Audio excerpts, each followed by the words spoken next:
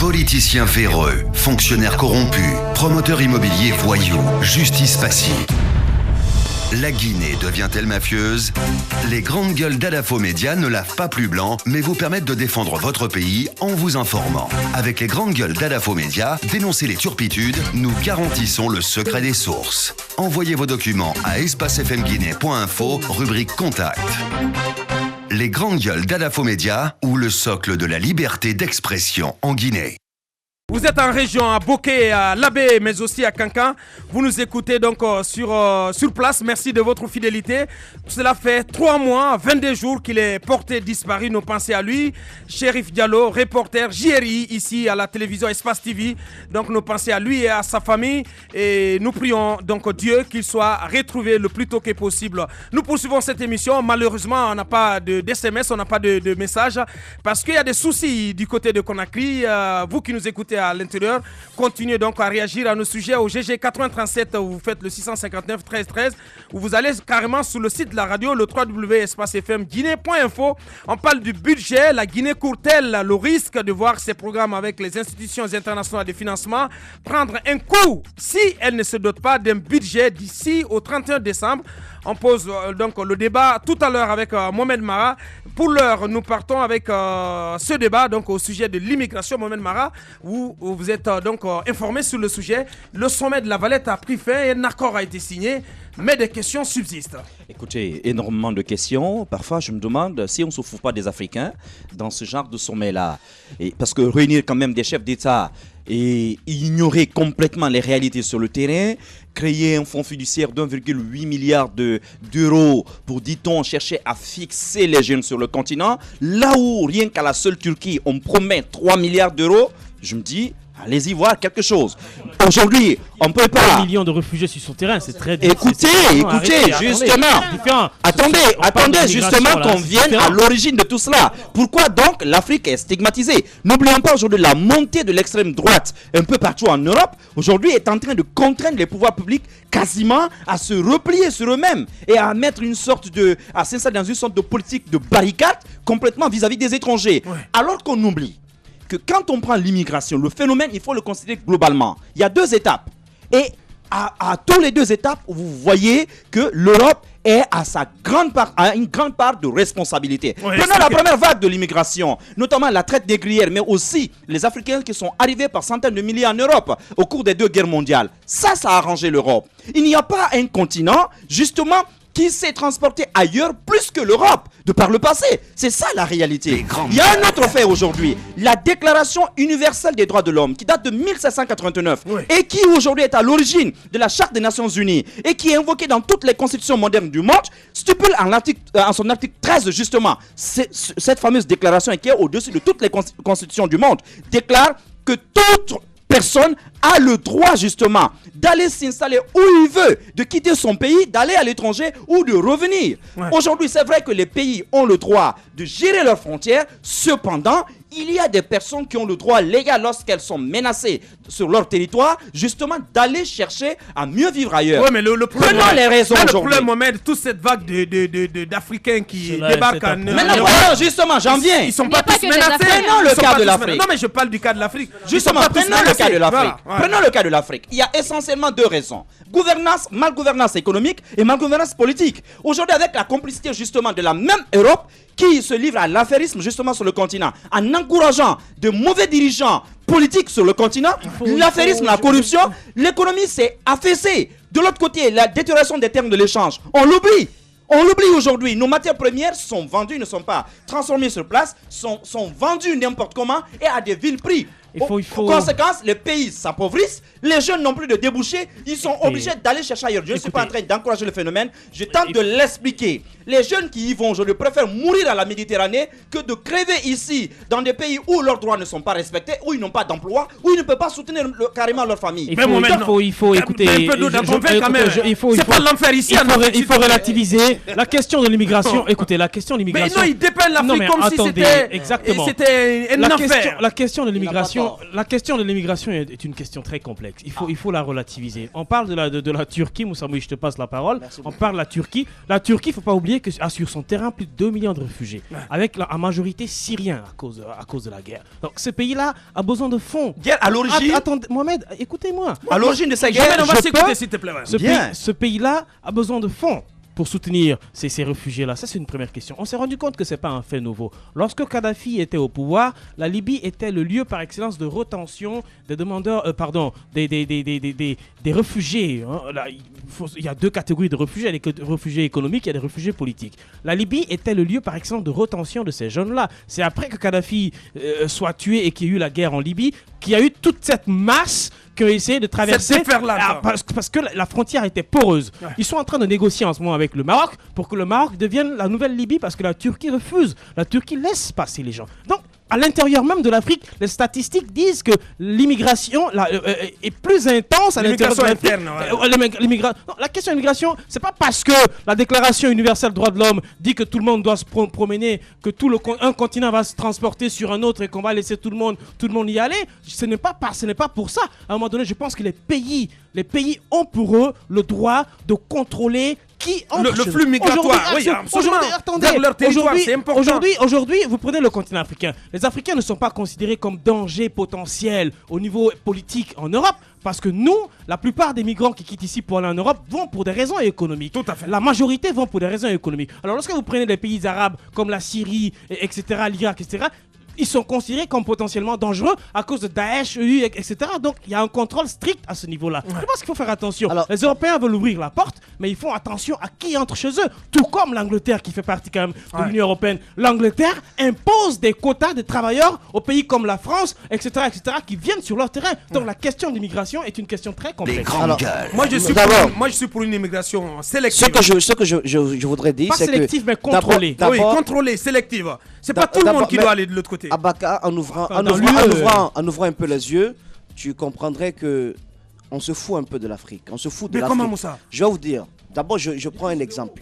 Vous avez plusieurs sortes de sommets dans ce monde. Vous avez le sommet Chine-Afrique. Oui. Vous avez le sommet Inde-Afrique. Oui. États-Unis-Afrique. Oui. Le sommet encore entre l'Europe et l'Afrique. Ouais. On a l'impression que l'Afrique est un petit pays qui va rencontrer un autre pays. Mais c'est assez grave, c'est une insulte. Parce que tout simplement, les Africains eux-mêmes n'ont pas pris la mesure de leurs responsabilités, n'ont pas pris la valeur qu'ils ont. Ces Africains, ces chefs d'État ne comprennent pas tout ce qu'ils ont en termes de richesse, en termes de savoir-faire, parce que quand même ils détiennent les matières premières. Oh, mais il faut les transformer. Il faut les transformer. Mais ça veut pas dire... Malheureusement, on n'a pas la technologie. C'est pas parce que nous avons les matières dans un nationalisme. Que nous ayons les matières, que nous n'ayons pas la technologie pour transformer ces matières premières, n'est pas un prétexte pour faire de nous des gens, des personnes sans valeur. Non, mais on peut pas faire de nous. Mais allez à la rencontre des autres. C'est ce qui fait de nous des moins que rien. Nous prendre dans un bloc. Si comme nous étions un petit pays, pour aller rencontrer un autre pays. Je pense que non, c'est un début. C'est un début de mon raisonnement. J'aimerais aussi qu'il y ait ce genre de rencontre, de forum entre un pays africain et toute l'Europe. J'aimerais comprendre cela. J'aimerais comprendre qu'il y ait... Parce que, tout simplement, la technologie dont vous parlez... C'est pays que vous citez. Non, écoutez, la technologie dont vous parlez, elles ne peuvent rien faire sans les matières premières et c'est l'Afrique qui les détient. Autre chose, concernant le débat dont on vient de parler. La Turquie, c'est vrai, pour un problème de promiscuité, on dira, si ça urge de ce côté, il faut rapidement mettre 3 milliards pour que la Turquie puisse faire cette sorte de rétention afin que les réfugiés ne puissent pas arriver. D'accord, mais en même temps, la politique européenne dans la gestion de la crise syrienne, aujourd'hui, ce sont les conséquences, c'est la monnaie, c'est l'ascenseur qui est rendu à l'Europe. Ouais. L'Europe ne peut pas rendre tout le monde responsable de cela. Et puis, donner à tout un continent 1,8 milliard et donner à un seul pays 3 milliards parce que c'est plus proche. Je pense que ça... Non. La question n'est pas là, M. Moïse. La question, c'est plutôt comment nos dirigeants peuvent se débrouiller à retenir un autre ici avec un tel fonds. Je vais vous dire une chose.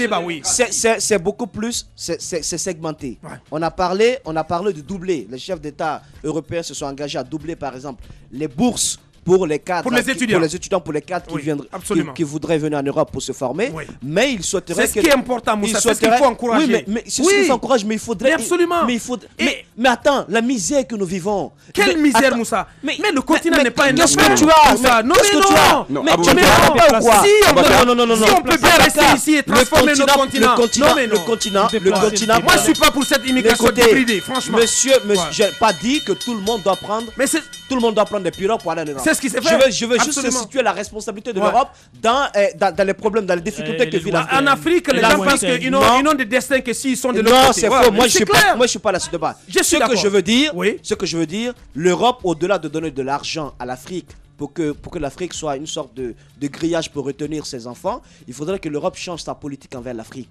L'Europe est responsable de beaucoup de choses que nous vivons ici. Je suis d'accord, oui. Vous comprenez? Oui. Les conflits que nous traversons et tout cela, l'Europe a sa part de responsabilité. Absolument. Vous ne pouvez pas tenir le cordon de la bourse à tout un continent. Vous êtes géré dans tout ce qui concerne, même les élections, en ce qui concerne la démocratie et tout cela, et vouloir qu'il n'y ait pas de conditions chaotiques et que les jeunes prennent le navire. Je veux qu'on arrête un peu. Bien. Donner de l'argent, c'est bien. Changer sa façon de voir l'Afrique, c'est aussi très important. Merci Moussa Moïse. Tamba, allez-y. Je pense que les mots de Moussa Moïse sonnent un peu trop fort dans vos oreilles, à Boubacar. Ouais.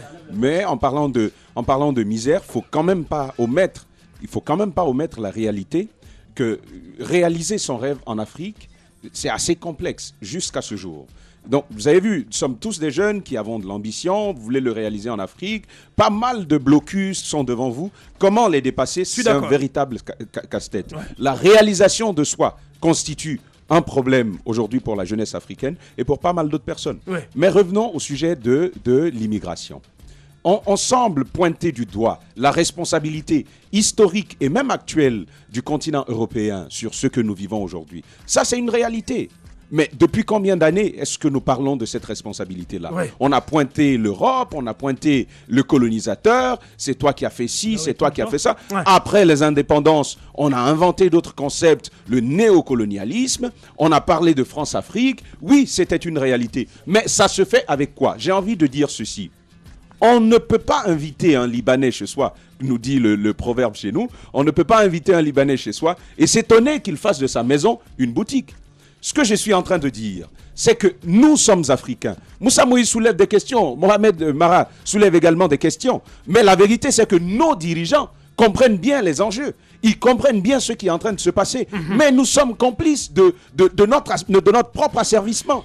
Il ne faut pas ignorer cette réalité-là. Oui, l'Europe agit mal en Syrie. C'est une réalité, c'est connu de tous. Oui, l'Europe provoque ci, provoque ça. Aujourd'hui, on est même en train de dire que certaines puissances européennes auraient leurs mains derrière l'État islamique, auraient leurs mains derrière Boko Haram ici en Afrique. Pas mal de situations de ce genre. Mais ça ne se fait pas sans les Africains. Ouais. Il ne faut pas oublier cette réalité-là.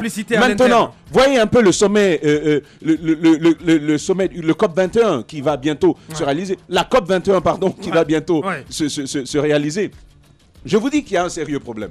Qu'est-ce que la France fait? La France se retourne vers les pays africains et leur demande de réduire leur émission de gaz à effet de serre. Non mais justement, dans un continent où il n'y a pas d'industrie. Justement, et vous voyez Macky Sall, accompagné d'autres présidents africains, se mettre devant des tribunes. Et le nôtre, hein, oui, mais ce que je suis en train de dire, accompagner d'autres présidents africains et dire, écoutez, nous sommes d'accord, l'Afrique va accompagner la lutte contre le réchauffement climatique. Je vais encore vous dire, il faut qu'on arrête de pointer du doigt les dirigeants européens. Ouais. Commençons à pointer du doigt nos propres dirigeants qui sont complices de ce qui est en train de se faire. On n'a rien construit. Ces superpuissances ont pollué le monde et on nous demande de le dépolluer à leur place. Je ne suis pas d'accord. Nous on va parler de la COP21 la semaine prochaine. Allez-y, Boussaïro. On ne peut s'en prendre qu'à nous-mêmes. Ouais. L'Afrique a un problème d'hommes.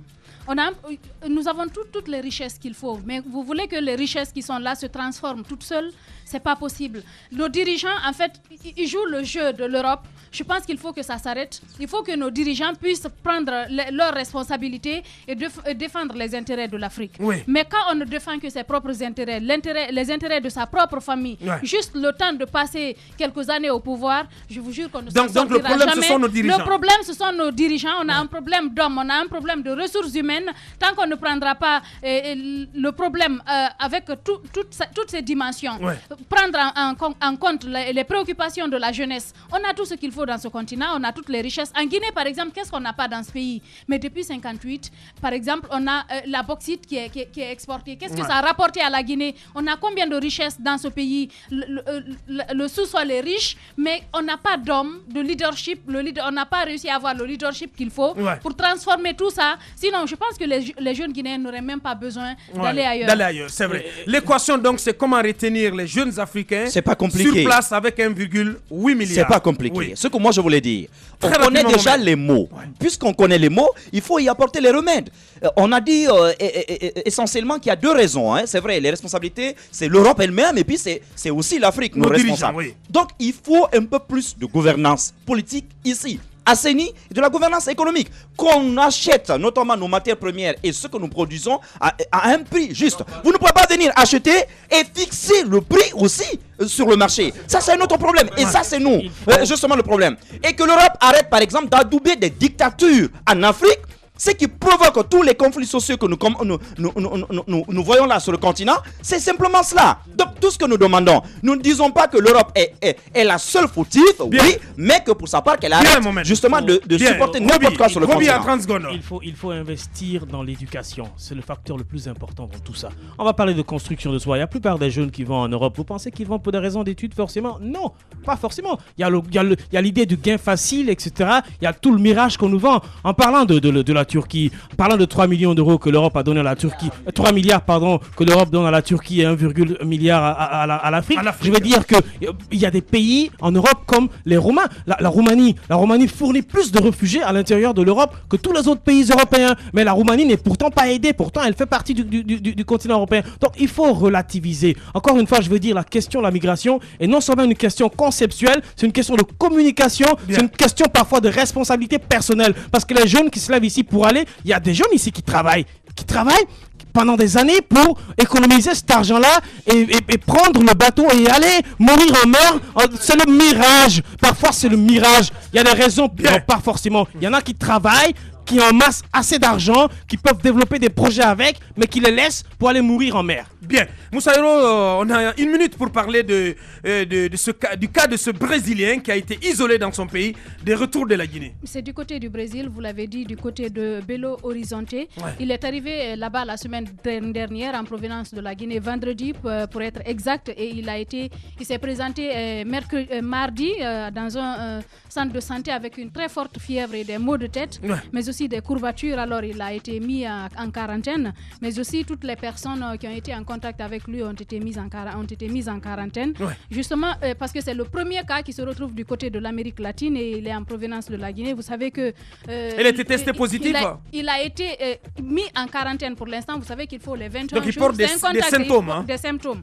Donc on attend certainement les 21 jours pour savoir si c'est un contact. C'est un contact pour l'instant, mais il n'est pas dépisté positif d'abord à Ebola. Il est mis en quarantaine. Il a été transporté du côté de la capitale brésilienne pour savoir à Brasilia, non pas à Brasilia. Il a en tout cas été transporté. Il n'est plus dans cette ville. Il n'est plus à Belo Horizonte. Il n'est plus à Belo Horizonte.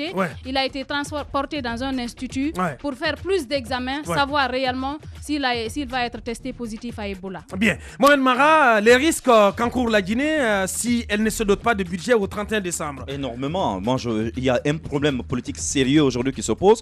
Au titre de l'article 75 de la Constitution, justement, ce projet de loi des finances doit être sur la table de l'Assemblée nationale au plus tard 10 jours après l'ouverture de la session budgétaire qui est fixée au 5 octobre. Donc, au plus tard, le 15 octobre, le projet de loi des finances doit être à l'Assemblée nationale. Le problème, la seule exception acceptée par la Constitution est que s'il y a cas de force majeure, dans ce cas-là, le président peut, c'est-à-dire par ordonnance, justement, reconduire le budget de l'année écoulée. C'est cela le problème. Ou lorsque l'Assemblée a discuté le budget et qu'au 31 décembre, et elle n'est pas parvenue à l'adopter. Or, aujourd'hui, il y a une rétention du côté du gouvernement parce que justement, les ministres chargés d'aller défendre le budget ne sont pas certains d'être reconduits dans le prochain gouvernement. Qu'est-ce qu'on fait? On met le pays en panne.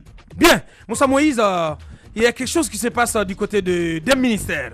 Rapidement pour dire que, puisque vous parlez de cette histoire d'investiture qui se veut pompeuse, en tout cas de la manière dont nous voyons les choses venir, il y a un ministère ici qui, pour des besoins de fourniture interne, a fait appel à un opérateur de la place, un jeune Guinéen qui se débrouille comme il peut, qui a fait venir des machines qui ont été donc prises par le ministère, mais vendues par un intermédiaire qui travaille directement dans le ministère, qui a surfacturé ces machines. Et ces machines, la plupart, se sont retrouvées plutôt sur des bureaux à la maison que dans ce ministère en question. Je vous donnerai le nom du ministère, les personnes en cause, le montant réel et le montant surfacturé la semaine prochaine. À suivre donc la semaine prochaine dans les GG. À suivre aussi cette affaire des pierres précieuses, donc des diamants détournés par un Égyptien donc sur le compte de 2 Guinéens. Nous en parlons, Mohamed Mara s'est saisi du dossier. Merci à l'équipe de cadrage, Abdoulaye Kamara et Aliouba. Merci à l'équipe de réalisation. Du côté de la radio, c'était Ibrahima Prince Diallo et du côté de la télévision, c'était Sayon Mamoudou Kondé. Merci à toute l'équipe. Merci à vous qui nous avez regardé du côté de Sangaredi. Portez-vous bien. Au revoir.